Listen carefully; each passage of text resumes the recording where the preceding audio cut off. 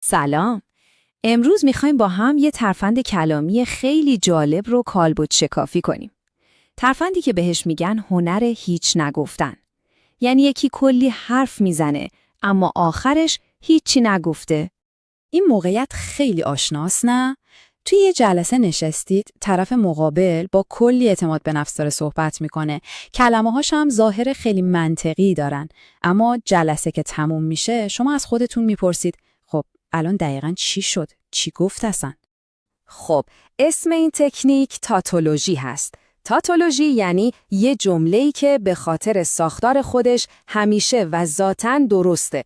برای همینم هست که هیچ جوره نمیشه باهاش مخالفت کرد. ولی نکته اینجاست که هیچ اطلاعات جدیدی هم به شما نمیده و بحث رو یک قدم هم جلو نمیبره. اما حواستون باشه، تاتولوژی همیشه یه اشتباه کلامی ساده نیست.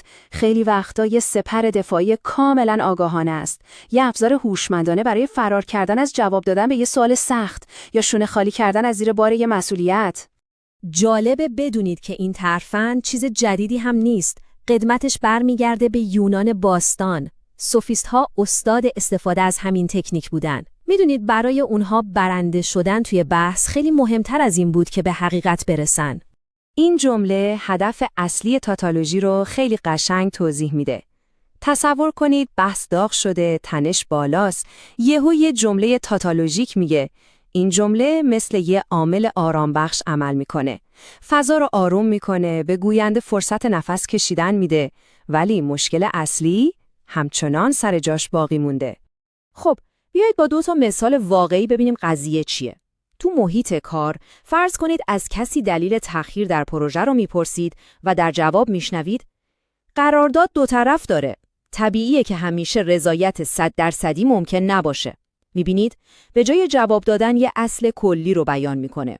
یا تو زندگی شخصی طرف یه قولی داده و عمل نکرده. بهش که اعتراض میکنید میگه ببین آدم یا کاری رو میکنه یا نمیکنه. لابد شرایطش نبوده دیگه.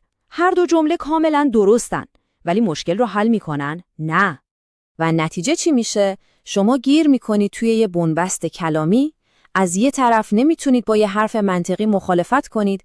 از طرف دیگه مشکل اصلی هنوز روی میزه و حل نشده.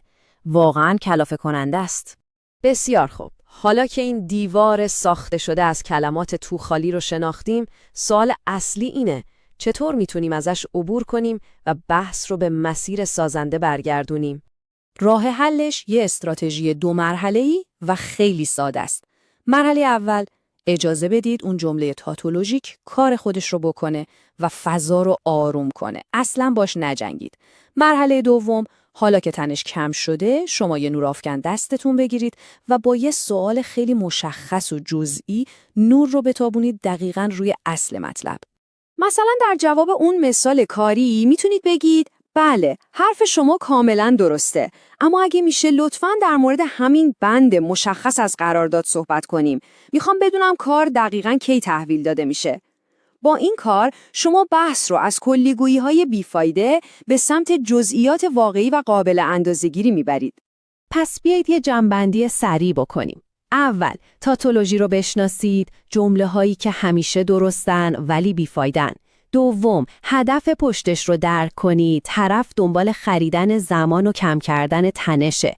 و سوم، خیلی هوشمندانه باهاش مقابله کنید. اجازه بدید فضا آروم شه و بعد با یه سوال مشخص و دقیق بحث رو به مسیر اصلی برگردونید.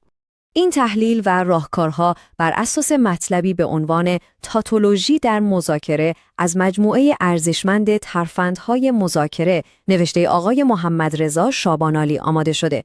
اگه به این مباحث علاقه‌مندید حتما به منبع اصلی سر بزنید. خب حالا نوبت شماست. شما چه تجربه‌ای از برخورد با آدم‌های کلیگو دارید؟ راهکار شما برای مقابله با اینجور حرفا چیه؟ حتما تو کامنت‌ها برامون بنویسید. و یادتون نره، اگه از این سبک تحلیل خوشتون اومد، کانال ما رو سابسکرایب کنید تا تحلیل‌های بعدی رو از دست ندید.